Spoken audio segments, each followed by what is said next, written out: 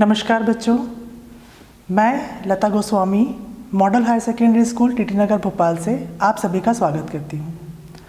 आज की कक्षा में हम कक्षा 12वीं विषय अर्थशास्त्र अध्याय 2 उपभोक्ता व्यवहार का सिद्धांत का अध्ययन करेंगे। सर्वप्रथम हमें यह जानना आवश्यक है कि उपभोक्ता का तात्पर्य क्या है। वह प्रत्येक व्यक्ति, वह प्रत्येक मनुष्य जो अपनी आवश्यकताओं की संतुष्टि के लिए या अपने जीवन यापन के लिए वस्तुओं का या सेवाओं का उपभोग करता है और अपनी आवश्यकताओं को पूरा करता है, वह प्रत्येक व्यक्ति या मनुष्य उपभोक्ता कहलाता है। हर एक उपभोक्ता की आय सीमित है, परंतु उसकी आवश्यकताएं अनंत हैं और इन अनंत आवश्यकताओं को वह अपनी सीमित आवश्यकता से पूरा करता है। बाजार में अनेक वस्तुएं विक्रय के लिए उपलब्ध हैं, परंतु वह सभी वस्तुओं का उपभोग नहीं कर सकता क्योंकि उसकी आय सीमित है। यहाँ प्रश्न यह आता है कि उपभोक्ता किस प्रकार वस्तुओं का उपभोग करे और किस प्रकार वह अपनी आवश्यकताओं को पूरा करे ताकि वह अधिकतम संतुष्टि प्राप्त कर सके। तो बच्चों, आज का हमारा जो विषय वस्तु है वह यही है कि उपभोक्ता किस प्रकार अपनी आवश्यकताओं को पूरा करेगा, उपभोक्ता की संतुष्टि के नियम क्या है। बच्चों, अब हम जानेंगे उपयोगिता क्या होती है।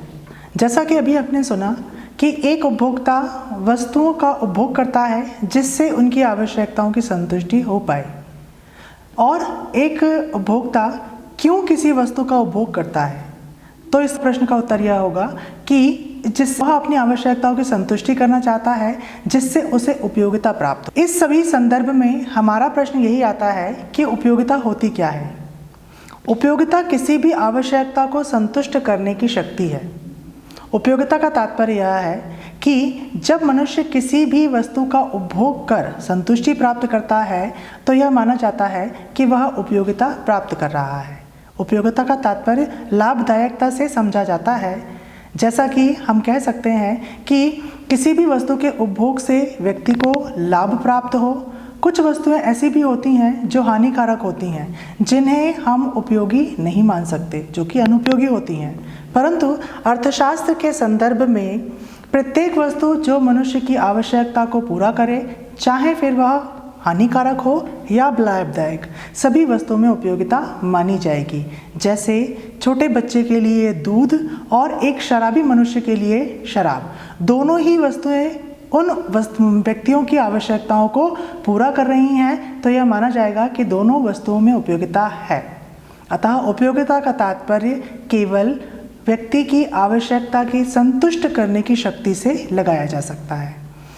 हम उपयोगिता का तात्पर्य या अर्थ और अच्छे से समझ सकते हैं जब हम इसकी विशेषताओं को समझ लें। तो बच्चों, अब हम आते हैं उपयोगिता की विशेषताएं। उपयोगिता का पहला लक्षण है कि उपयोगिता व्यक्तिगत होती है। बच्चों, उपयोगिता का दूसरा नाम तुष्टि गुण भी है। तो इस प्रकार प्रत्येक मनुष्य किस वस्तु का उपभोग करेगा, यह तब निर्भर करेगा जबकि उसे उस वस्तु की आवश्यकता होगी, और उसे उपयोगिता तब प्राप्त होगी जब वह उस वस्तु का उपभोग कर संतुष्टि प्राप्त कर लेगा। एक वस्तु किसी व्यक्ति के लिए उपयोगी हो सकती है, तो यह आवश्यक नहीं कि वह प्रत्येक मनुष्य के लिए उपयोगी हो। इस प्रकार उपयोगिता व्यक्ति के स्वभाव, व्यक्ति के उम्र और उसकी आवश्यकताओं पर निर्भर करती है। उपयोगिता का दूसरा लक्षण है कि उपयोगिता सापेक्षिक होती है। इसका तात्पर्य यह है कि उपयोगिता देश, काल, समय और परिस्थिति के अनुसार बदलती रहती है। जिस प्रकार मौसम के अनुसार हमें अलग अलग वस्तुओं की आवश्यकता होती है। सर्दी के मौसम में कुछ वस्तुओं की आवश्यकता होगी, तो वही वस्तुएं शायद गर्मी के मौसम में आवश्यक ना हो। उपयोगिता का तीसरा लक्षण यह है कि उपयोगिता सदैव लाभदायक हो, ऐसा आवश्यक नहीं है। उपयोगिता के विषय में हमने पढ़ा था कि उपयोगिता वस्तु के उस गुण को बताती है जो मनुष्य की आवश्यकताओं को पूरा कर रही है। इस प्रकार अगर कोई आवश्यकता पूरी हो रही है और वह लाभदायक या हानिकारक है, तो भी वह उपयोगी मानी जाएगी, क्योंकि वह किसी प्रकार की आवश्यकता को पूरा करने में सक्षम है। उपयोगिता का अगला लक्षण यह भी है कि यह वस्तु का आंतरिक गुण नहीं है। जब कोई वस्तु हमारे सामने मौजूद होती है तो तब तक वह हमारे लिए उपयोगी नहीं मानी जाएगी जब तक हम उसका उपयोग न कर लें। उपयोग करने के तत्पश्चात जब हमें उससे तुष्टि गुण प्राप्त होगा तब वह उपयोगी मानी जाएगी। जिस प्रकार एक प्यासे मनुष्य के लिए जब तक पानी उसके सामने है उसे कोई उपयोगिता प्राप्त नहीं होगी, लेकिन जब वह पानी का सेवन कर लेता है और उसे तुष्टि गुण प्राप्त हो जाता है तब वह उपयोगिता ग्रहित मानी जाएगी। उपयोगिता का अगला लक्षण यह भी है कि इसकी तीव्रता भिन्न भिन्न होती है। इसका तात्पर्य यह है कि जब मनुष्य किसी भी आवश्यकता को पूरा करता है तो शायद वह इस क्रम में आवश्यकताओं को पूरा करेगा जिन वस्तुओं की आवश्यकता उसे सर्वाधिक है वह पहले उन्हें पूरा करेगा। इसका मतलब वह तीव्रता के अनुसार अपनी आवश्यकताओं को पूरा करता है और उसके अनुसार ही उपयोगिता प्राप्त करता है। तो उपयोगिता में तीव्रता भिन्न भिन्न पाई जाती है। उपयोगिता का अगला लक्षण यह भी है कि यह धनात्मक और ऋणात्मक दोनों हो सकती है। हम एक ही समय में एक वस्तु की कई इकाइयों का उपभोग करते हैं और जब हम उपभोग प्रारंभ करते हैं तब से लेकर तब तक जब तक हम उपयोगिता प्राप्त कर रहे होते हैं तब वह धनात्मक उपयोगिता होती है। एक समय के पश्चात फिर भी अगर इकाइयों का प्रयोग जारी रहता है तो अब हमें उस वस्तु के उपभोग से कोई उपयोगिता या कोई संतुष्टि प्राप्त नहीं होती, अतः ना तो हम लाभ की स्थिति में होते हैं और ना ही हानि की स्थिति में होते हैं। यहाँ उपयोगिता शून्य हो जाती है। इसके बाद भी अगर उपभोग जारी रहता है तो अब हमें लाभ ना होकर के हानि प्राप्त होने लगती है, जिसे हम ऋणात्मक उपयोगिता कहेंगे। उपयोगिता का अंतिम लक्षण यही है कि उपयोगिता धनात्मक, शून्यात्मक और ऋणात्मक हो सकती है। बच्चों, मुझे लग रहा है कि आप सभी अब उपयोगिता और उपयोगिता के लक्षणों से परिचित हो गए होंगे। बच्चों, अब हम पढ़ेंगे उपयोगिता के प्रकार। उपयोगिता मुख्यतः दो प्रकार की होती है, कुल उपयोगिता और सीमांत उपयोगिता। कुल उपयोगिता जिसे हम टोटल यूटिलिटी कहते हैं और सीमांत उपयोगिता जिसे हम मार्जिनल यूटिलिटी कहते हैं। जब हम किसी वस्तु की एक के बाद एक कई इकाइयों का उपभोग करते जाते हैं तो प्रत्येक इकाई से प्राप्त होने वाली उपयोगिता के योग को कुल उपयोगिता कहते हैं। जब हम कुल उपयोगिता को सूत्र में दर्शाते हैं तो वो किस प्रकार होगा? कुल उपयोगिता का सूत्र है कुल उपयोगिता बराबर उपभोग की गई इकाइयों से प्राप्त उपयोगिता का योग। अगर हम इसे शॉर्ट फॉर्म में लिखें तो यह होगा total utility for x commodity is equal to unit 1 plus unit 2 plus unit 3 plus unit 4 plus unit 5। उपरोक्त सूत्र में टोटल यूटिलिटी यानी कुल उपयोगिता हमें प्राप्त हो रही है जब हम किसी वस्तु की प्रथम इकाई का उपभोग करते हैं और उपयोगिता प्राप्त करते हैं। इसकी दूसरी इकाई का उपभोग, तीसरी इकाई का उपभोग, चौथी इकाई का उपभोग और पांचवी इकाई का उपभोग। प्रत्येक इकाई के उपभोग से हमें जो कुल उपयोगिता प्राप्त होगी वह वस्तु की कुल उपयोगिता कहलाएगी। बच्चों, उपयोगिता का दूसरा प्रकार है सीमांत उपयोगिता। सीमांत उपयोगिता जब हम किसी वस्तु की इकाइयों का उपभोग करते हैं तो प्रत्येक अगली इकाई से कुल उपयोगिता में जो वृद्धि होती है उसे हम सीमांत उपयोगिता कहते हैं। सीमांत उपयोगिता के सूत्र के लिए अगर हम कहें, जिसे हम मार्जिनल यूटिलिटी कहते हैं, मार्जिनल यूटिलिटी यानी सीमांत उपयोगिता, और सीमांत उपयोगिता बराबर टोटल यूटिलिटी एक इकाई के उपभोग से, इसके बाद टोटल यूटिलिटी अगली इकाई से। इस प्रकार जब एक वस्तु की हम एक के बाद एक उत्तरोत्तर एक के बाद एक इकाइयों का उपभोग करते जाते हैं तो प्रत्येक अगली इकाई से जो हमें कुल उपयोगिता में वृद्धि होती है या अतिरिक्त उपयोगिता प्राप्त होती है उसे हम सीमांत उपयोगिता से दर्शाते हैं। उपरोक्त सूत्र के अनुसार अगर कुल उपयोगिता किसी वस्तु की पहली इकाई के उपभोग से 45 है और अगर हमें दूसरी वस्तु से उपयोगिता में वृद्धि अगर हो रही है और 50 के बराबर उपयोगिता या 50 इकाई के बराबर उपयोगिता प्राप्त हो रही है तो इन दोनों के बीच का अंतर सीमांत उपयोगिता को प्रदर्शित करेगा। इस प्रकार एक इकाई से जो हमें उपयोगिता प्राप्त हुई और उसकी पहली इकाई से जो उपयोगिता प्राप्त हुई, इन दोनों के बीच का जो अंतर है, जो कुल उपयोगिता के अंतर को दर्शाएगा, उसे हम सीमांत उपयोगिता कहेंगे। बच्चों, सीमांत उपयोगिता और कुल उपयोगिता को हम एक तालिका के माध्यम से समझ सकते हैं। यहाँ हम सीमांत उपयोगिता तथा कुल उपयोगिता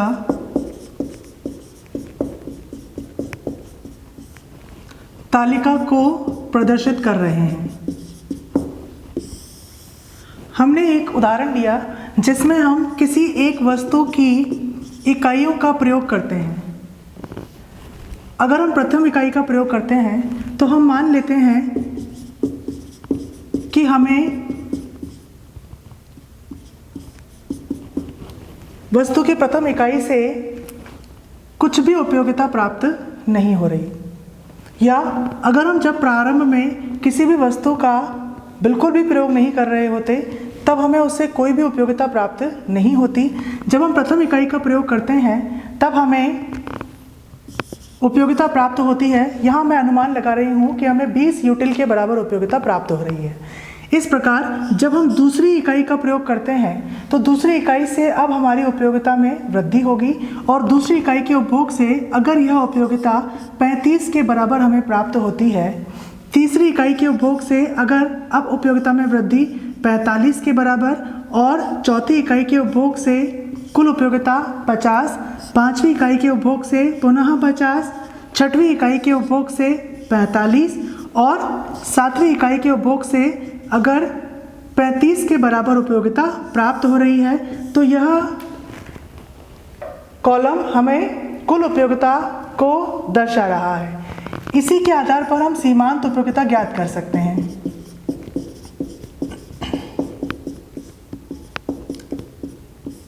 सीमांत उपयोगिता कुल उपयोगिता में जो वृद्धि हुई है, प्रत्येक अगली इकाई से कुल उपयोगिता में जो वृद्धि हुई है उसके अंतर को प्रदर्शित करेगा।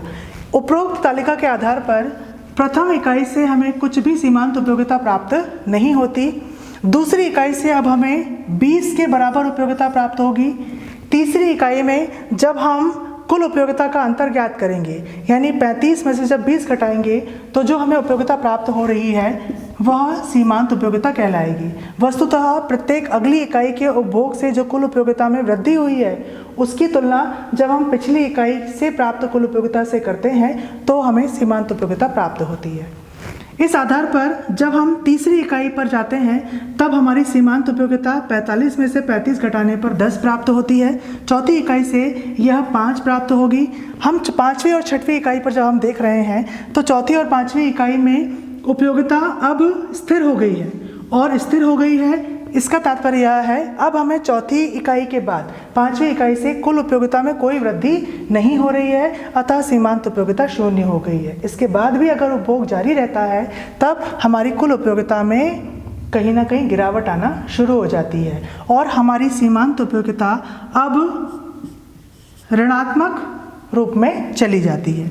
इस प्रकार यहाँ भी अब हमारी सीमांत उपयोगिता फिर से ऋणात्मक रूप में चली जाएगी। उपरोक्त चित्र से यह स्पष्ट हो रहा है कुल उपयोगिता और सीमांत उपयोगिता दोनों एक दूसरे से संबंधित हैं, और हर एक अगली इकाई के उपभोग से हमारी कुल उपयोगिता में जब तक वृद्धि होती है तब तक हमारी सीमांत उपयोगिता धनात्मक होती है। जब हमारी कुल उपयोगिता में कोई वृद्धि नहीं होती और चौथी और पाँचवीं इकाई पर जब कुल उपयोगिता समान हो जाती है तब सीमांत उपयोगिता शून्य हो जाती है। इसके बाद उपभोग जारी रहने पर अब कुल उपयोगिता में गिरावट आना शुरू हो जाती है और हमारी सीमांत उपयोगिता ऋणात्मक हो जाती है।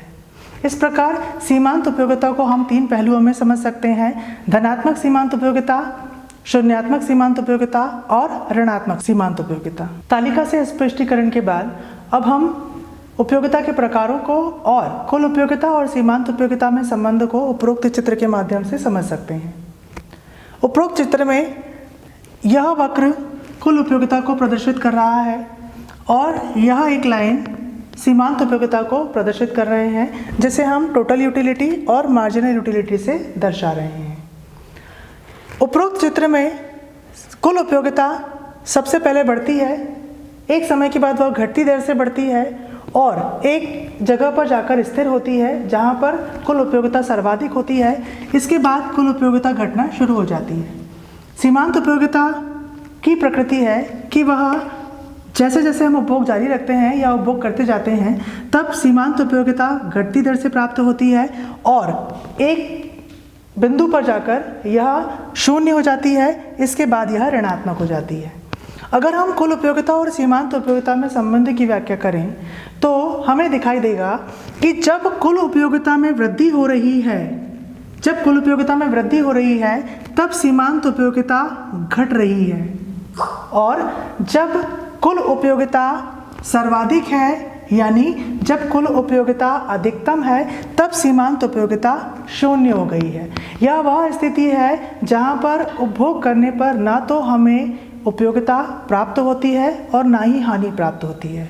इसके बाद अगर उपभोग निरंतर जारी रहता है यानी हम वस्तु की 5वीं इकाई के बाद 6वीं इकाई का भी उपभोग करते हैं तब अधिकतम कुल उपयोगिता के बाद अब हमारी कुल उपयोगिता गिरना प्रारंभ हो जाती है या घटना प्रारंभ हो जाती है और इसका प्रभाव यह आता है कि सीमांत उपयोगिता ऋणात्मक हो जाती है। सीमांत उपयोगिता की घटती प्रवृत्ति के आधार पर हमारा सीमांत उपयोगिता ह्रास नियम आधारित है।